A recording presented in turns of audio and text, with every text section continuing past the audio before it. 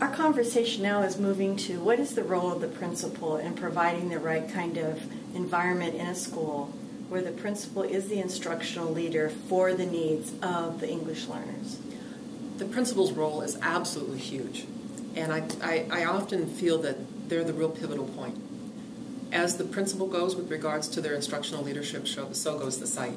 And in fact, in some of our highest implementing schools, who are the people that are shining? It is the principals that are taking the lead, and I really salute them. But let me share with you a little bit about what we do to build the principal's capacities to be the instructional leader, especially with regards to this differentiated instruction training. As I shared with you before, they attend every day of the training with their teachers, and that gives them the background so that they can have an understanding and knowledge of what the conversations are and what we're working on in the training. But then I encourage them, and yea, require them, to get out into the classrooms and take the practice profile with them as their lens and just kind of see where they think the teachers are at. When I come for my walkthroughs 2 or 3 weeks after the last day of training or each day's training, I ask them, what are you seeing out there? What's happening in the classrooms? And so they are often able to make some connections. We then go together into the classrooms. We take the practice profile that we talked about before, and I actually have a form where there's spaces underneath here where we can make notes about where we see each grade level or each department on each particular item, and we look and see where every grade level or department is at. At the beginning of the year of training, I'm the one leading the collaborative conversations after we leave each classroom. My goal is by the end of the year that they're leading those conversations. In fact, I'm coming up on those last walkthroughs right now with the districts that I'm working in, and it's so exciting because they're actually doing it, which I think for the principals, it's something that is very exciting for them. And so I know that it is something that is very encouraging because I see the growth in these principals. So let me share with you what we do. After we've done the walkthrough and had the collaborative conversations, we have our data gathered, and where are the strengths, where are the areas of weaknesses. I actually take the principals through what I call it's the principal monitoring of our systematic differentiated instruction through universal design support. And so I have all these different steps, but you may notice there's a familiar shape here.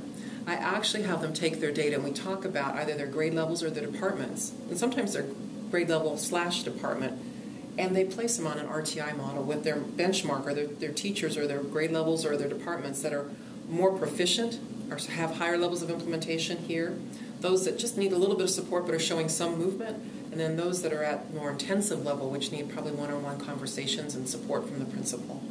And so we go through this and talk about where is your site overall, where would the upper half of the teachers be, where would the lower half teachers be, and all of that is based on the rating on the secondary practice profile, and I have an elementary version as well. And then the most important part is we sit and we talk about feedback. One of the things that principals often are rather uncomfortable with or feel that they don't have the high levels of skills in is giving valuable feedback to their teachers.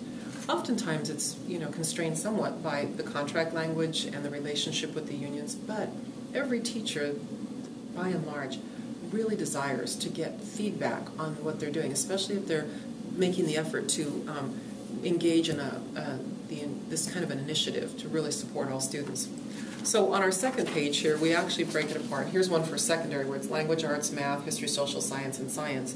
For elementary, it's kinder, first, second, third, fourth, and fifth.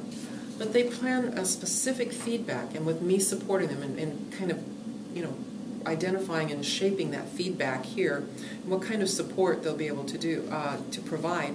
And then a date when they're going to make sure they have those conversations or share that feedback with them. So they kind of set some timelines or some benchmarks for themselves, as well as setting, ideas of how the teachers can move forward with it. What we often do is talk about, these are your influencers on the campus.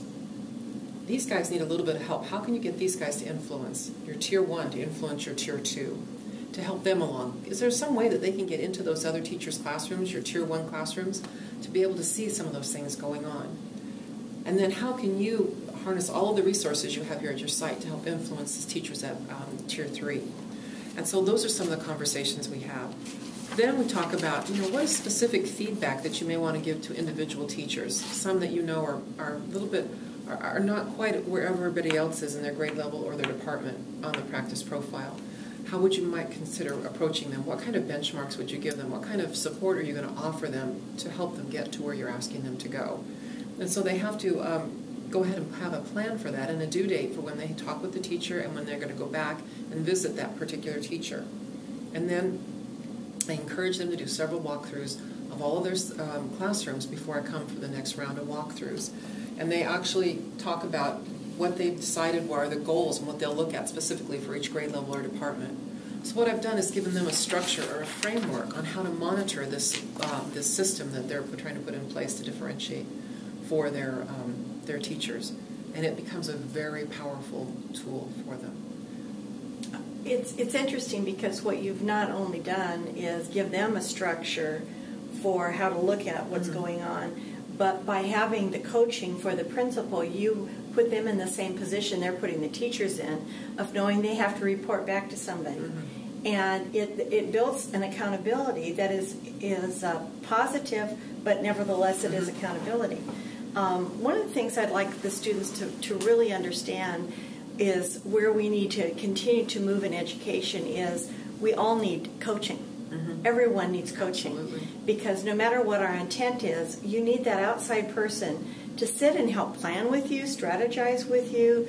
It's not evaluative. It's support. And so this is really research-based. It's really an interesting way of approaching meeting the needs of these students. And I really am excited to have this opportunity to share it with our students.